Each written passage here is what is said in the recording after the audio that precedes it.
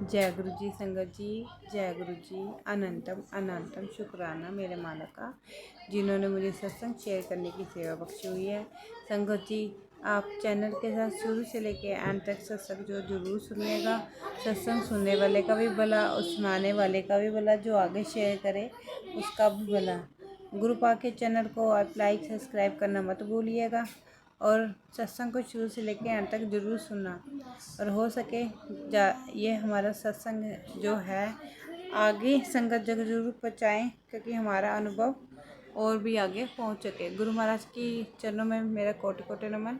और संगत जी, हम गुरु महाराज की कृपा से सत्संग शुरू करने से पहले ही मंत्र जाप करते हैं। ओम नमः शिवाय, शिव जी सरसाय, ओम नमः शिवाय, गुरु जी सरसाय।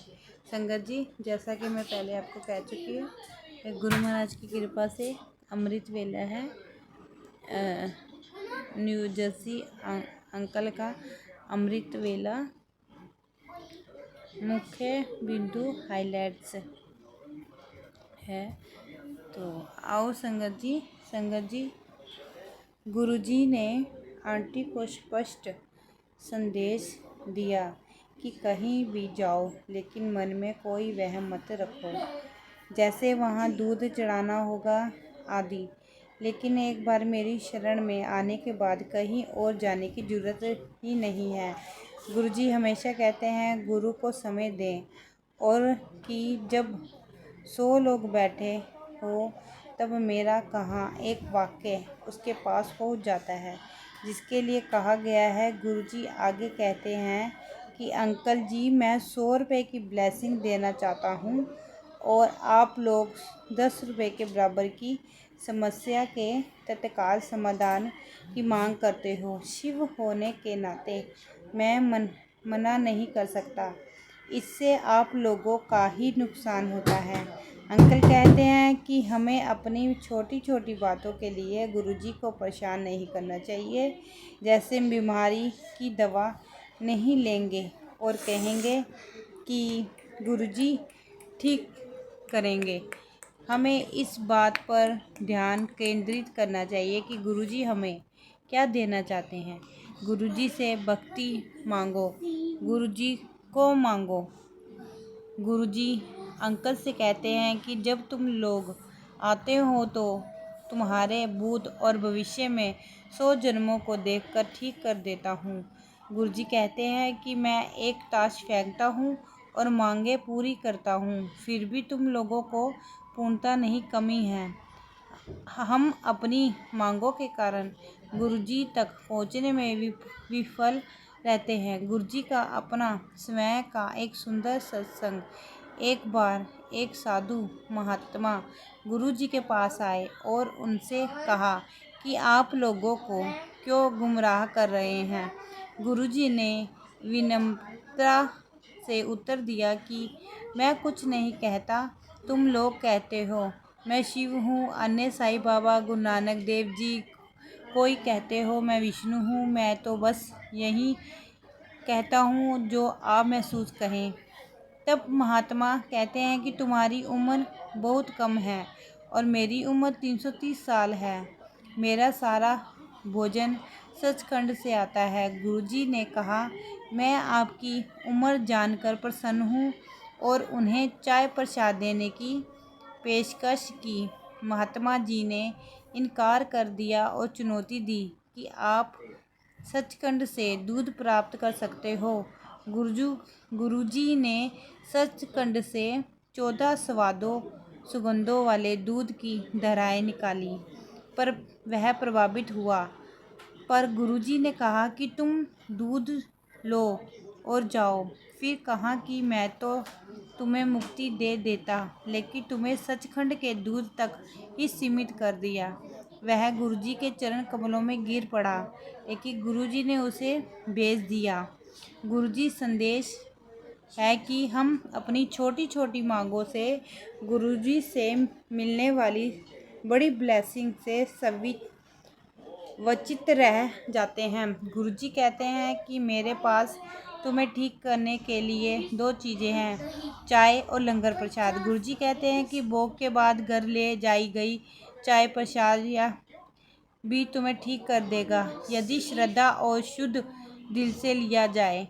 गुरुजी कहते हैं कि पलक झपकते ही दूसरा अवतार ले लेता हूँ। मेरी आत्मा से प्यार करो, शरीर से नहीं।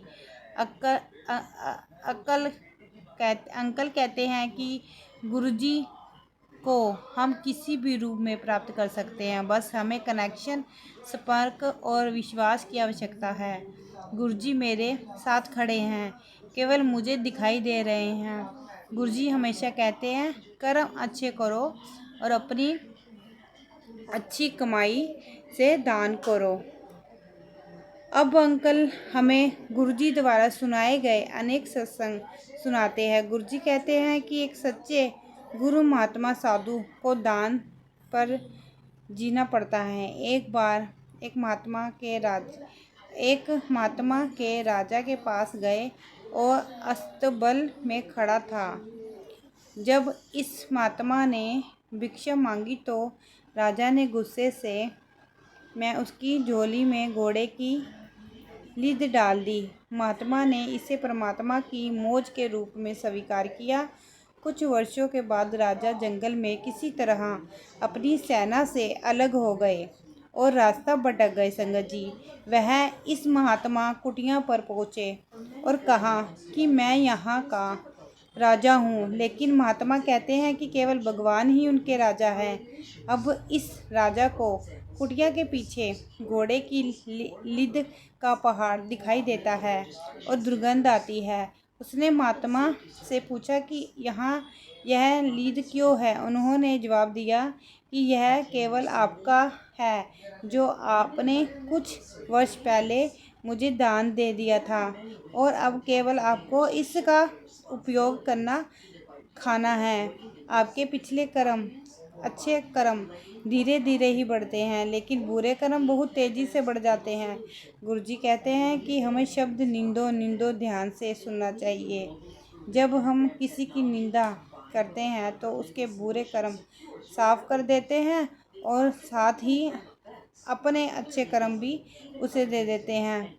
राजा अब महात्मा के चरणों में गिर पड़ा और क्षमा मांगी।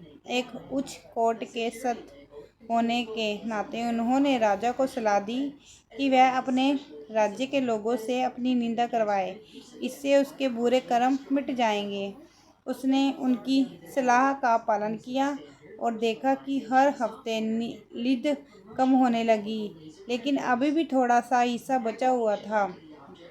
महात्मा ने कहा कि इसे अब राजा को खाना होगा और सुझाव दिया कि इसे छोटे छोटे हिस्सों में अन्य चीज़ों के साथ मिलाकर रोजाना खाना शुरू करें। हमारा द्वारा किए गए बुरे कर्मों को केवल हमें ही भोगना होगा, परिवार का कोई सदस्य भी इसे साझा नहीं कर सकता। गुरुजी ने यह भी कहा कि जब तुम बुरे कर्मों से कमाते हो तो सभी उस बुरी कमाई का उपयोग करेंगे, लेकिन कोई भी तुम्हारे बुरे कर्मों का साझा नहीं कर सकता, ना कोई आगे आएगा। गुरुजी ने हमेशा अच्छे कर्म करने पर ही जोर दिया है। अब अंकल ने अपना सत्संग सुनाया। उन्होंने फरवरी 2016 में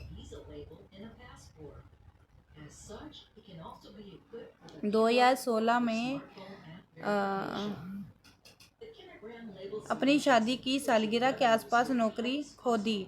वह जानते थे कि कोई भी मदद के लिए आगे नहीं आएगा। संगत जी, गुरुजी ने यह भी कहा कि केवल तुम्हारे गुरु ही मदद करने के लिए आगे आएंगे, भाई बहन माता पिता कोई नहीं आएंगे। उसी समय उनकी आंटी ने सपना देखा कि घर में एक साधारण कुर्सी में एक आंटी, बच्चा और अन्य उस पर बैठने के लिए आते हैं। आंटी बोली, नहीं गुरुजी की कुर्सी है। वो आंटी कहती है कि तुम ऐसा कैसे कह सकती हो, लेकिन आंटी बैठने की इजाज़त नहीं देती। अब गुरुजी आते हैं और पूछते हैं कि क्या हुआ, और उन्हें शांत होने की सलाह देते हैं। गुरुजी कहते हैं, लोगों राम खिलौना जाना। गुरुजी कहते हैं कि संगत उसकी बात सही मान लेती और सत्संग भी अपनी सुविधा के अनुसार करते हैं। यहाँ एक गुरुजी की पसंद के शब्द भी नहीं बजाए जाते। अब एक आंटी गुरुजी के लिए ब्रेड पकौड़ा, 2 सिक्के और एक सुंदर कॉफ़ी मग लेकर आई। गुरुजी ने अंकल की पत्नी को वह सब पकड़ने और रख कर आने के लिए कहा। एक अन्य आंटी ने अनुरोध किया कि उसे एक सिक्का दो, क्योंकि गुरुजी ने पहले ही उसे कई अन्य चीज़ों से ब्लेस किया है। आंटी ने यह कहते हुए मना कर दिया और गुरुजी से केवल पकड़ने के लिए दिया। बाद में गुरुजी आए और इसे आंटी को दे दिया। दरबार में पीछे बैठे अंकल आते और गुरुजी उन्हें अपनी धोती और लपेटे देते, जिससे अंकल को बहुत सुगंध आती। अब गुरुजी ने आंटी को अपनी निजी शिवलिंग दिखाया और शिवलिंग 12 ज्योतिर्लिंगों में भिन्न है। गुरुजी कहते हैं कि संतों को हजारों वर्षों की पूजा के बाद भी इस ज्योतिर्लिंग के दर्शन नहीं मिलते और तुम बहुत भाग्यशाली हो आंटी। गिर जाती हो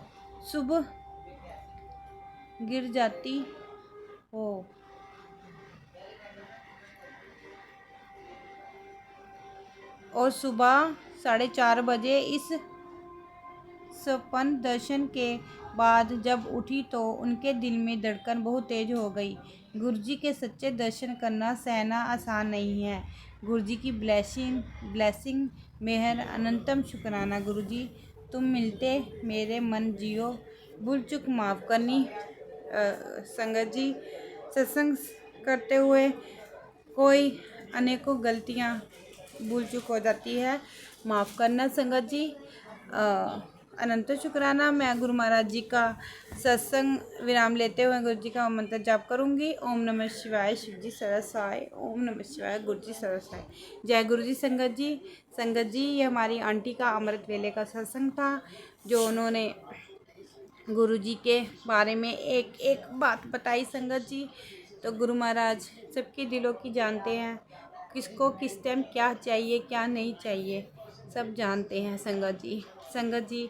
मैं भी काफ़ी दिनों से परेशान हूँ, लेकिन गुरु महाराज जी का हमारे स्वरूप लगा हुआ है बार वेड़े में। तो गुरु महाराज की रोज़ जो उंगलियां हैं हिलती हैं, मेरे बच्चे देखते हैं, मैं भी देखती हूँ, खुश होती हूँ कि गुरु महाराज हमारे साथ हैं संगत जी। गुरु महाराज से कुछ मांगने की ज़रूरत नहीं पड़ती, वो छोटे छोटे सवालों का जवाब भी बहुत जल्दी देते हैं संगत जी। बहुत बहुत शुक्राना। जब मेरे गुरु महाराज देने पे आते हैं, हमारी झोलियाँ छोटी पड़ जाती है संगत जी। बहुत अनंतम शुक्राना मेरे मालिक का, जो गुरु महाराज ने सबको समेट के रखा हुआ है। शुक्राना मेरे मालिक, शुक्राना मेरे